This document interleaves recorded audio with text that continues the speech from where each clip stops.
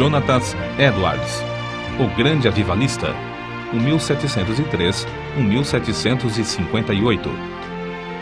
Há 2 séculos, o mundo fala do famoso sermão Pecadores nas mãos de um Deus irado, e dos ouvintes que se agarravam aos bancos pensando que iam cair no fogo eterno. Esse fato foi apenas um dos muitos que aconteceram nas reuniões em que o Espírito Santo desvendava os olhos dos presentes para contemplarem as glórias do céu e a realidade do castigo, que está bem perto dos que se encontram afastados de Deus. Jonathan Edwards, entre os homens, era o vulto maior nesse avivamento, intitulado, na ocasião, Grande Despertamento.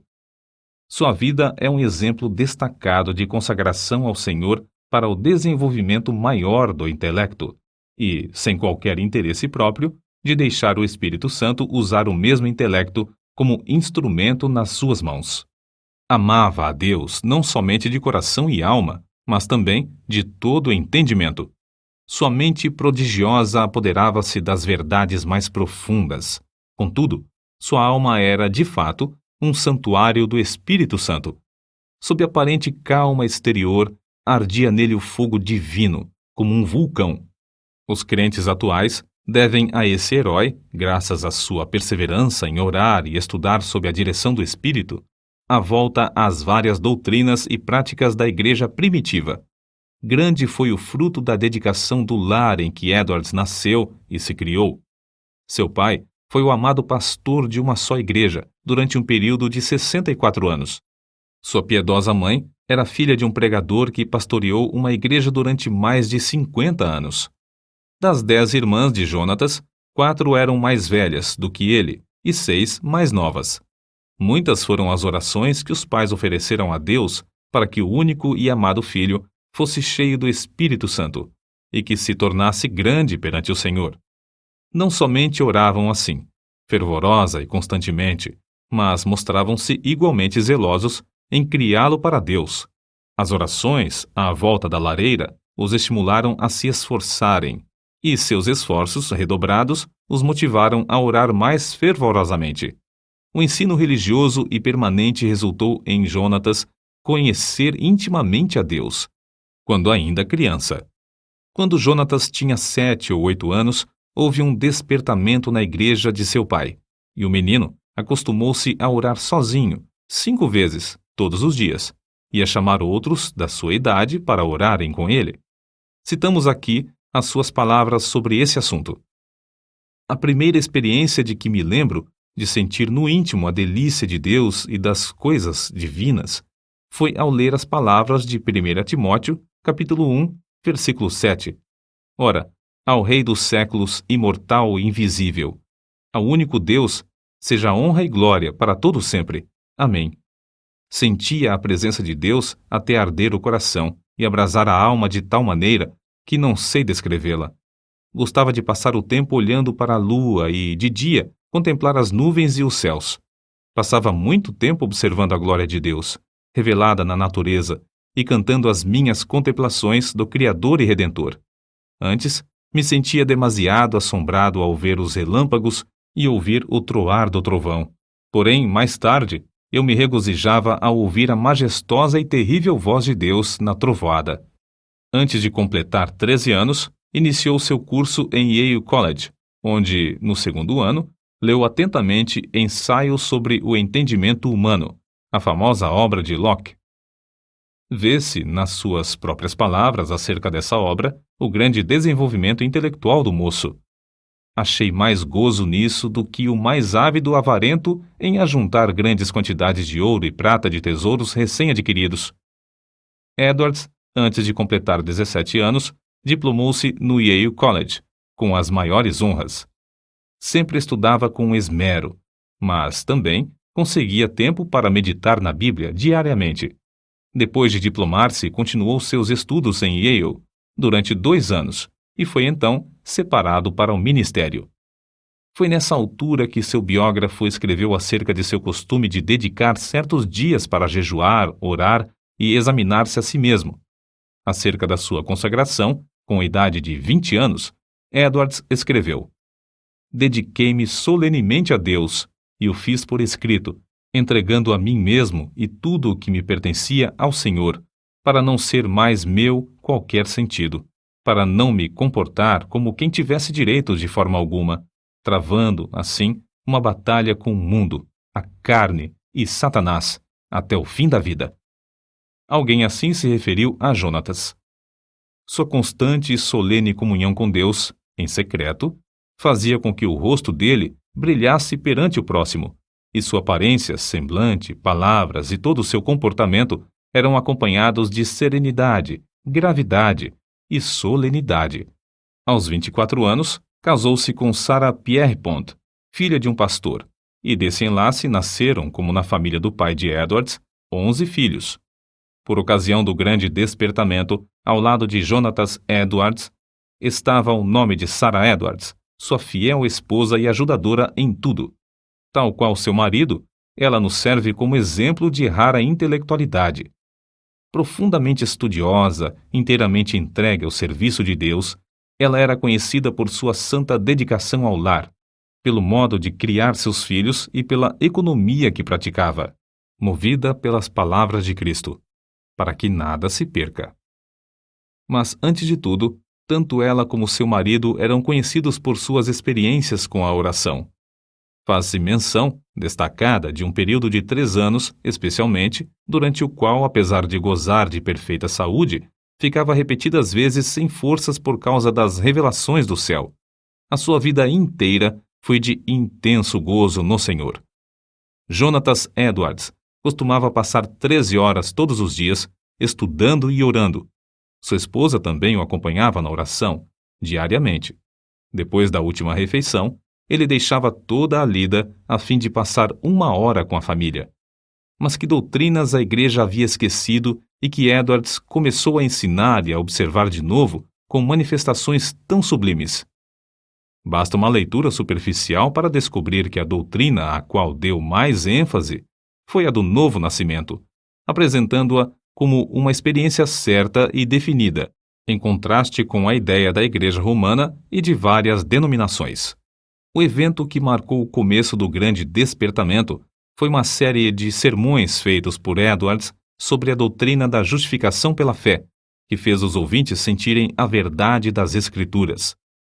O foco de seus sermões era de que toda a boca ficará fechada no dia do juízo e que não há coisa alguma que, por um momento, evite que o pecador caia no inferno, senão o bel prazer de Deus. É impossível avaliar o grau do poder de Deus derramado para despertar milhares de almas para a salvação, sem primeiro nos lembrarmos das condições das igrejas da Nova Inglaterra e do mundo inteiro nessa época. Quem até hoje não se admira do heroísmo dos puritanos que colonizaram as florestas da Nova Inglaterra? Passara, porém, essa glória e a igreja, indiferente e cheia de pecado, encontrava-se face ao maior desastre. Parecia que Deus não queria abençoar a obra dos puritanos, obra que existiu unicamente para a sua glória. Por isso, no mesmo grau em que havia coragem e ardor entre os pioneiros, houve entre os filhos perplexidade e confusão. Se não pudessem alcançar, de novo, a espiritualidade, só lhes restava esperar o juízo dos céus.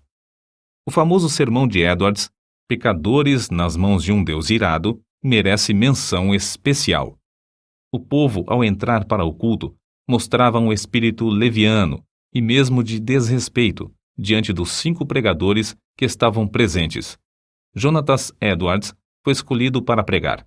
Era homem de 2 metros de altura, seu rosto tinha aspecto quase feminino e o corpo magro de jejuar e orar. Sem quaisquer gestos, encostado num braço sobre a tribuna, segurando o manuscrito na outra mão, falava com voz monótona.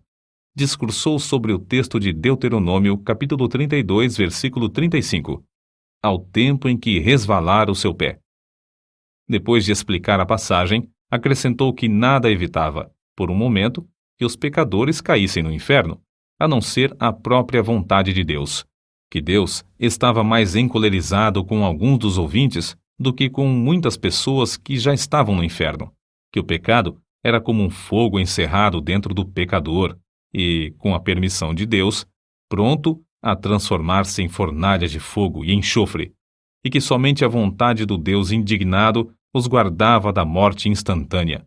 Prosseguiu então, aplicando o texto ao auditório. Aí está o inferno com a boca aberta. Não existe coisa alguma sobre a qual vós vos possais firmar e segurar. Entre vós e o inferno existe apenas a atmosfera.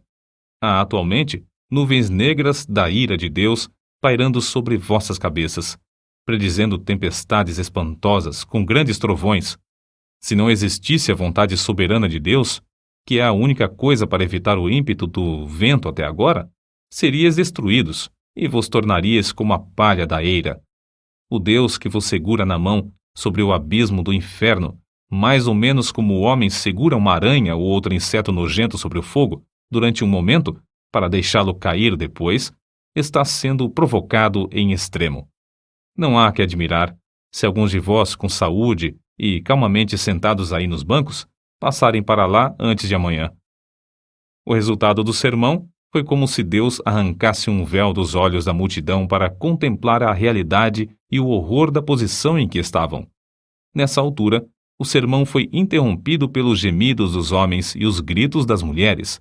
Quase todos ficaram de pé ou caídos no chão. Foi como se um furacão soprasse e destruísse uma floresta. Durante a noite inteira, a cidade de Enfield ficou como uma fortaleza sitiada. Ouvia-se em quase todas as casas o clamor das almas que, até aquela hora, confiavam na sua própria justiça. Esperavam que, a qualquer momento, o Cristo descesse dos céus com os anjos e apóstolos ao lado, e que os túmulos entregassem os mortos que neles havia. Tais vitórias contra o reino das trevas foram ganhas de joelhos.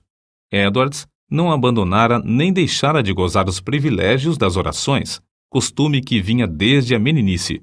Continuou a frequentar também os lugares solitários da floresta, onde podia ter comunhão com Deus. Como exemplo, citamos a sua experiência com a idade de 34 anos, quando entrou na floresta a cavalo.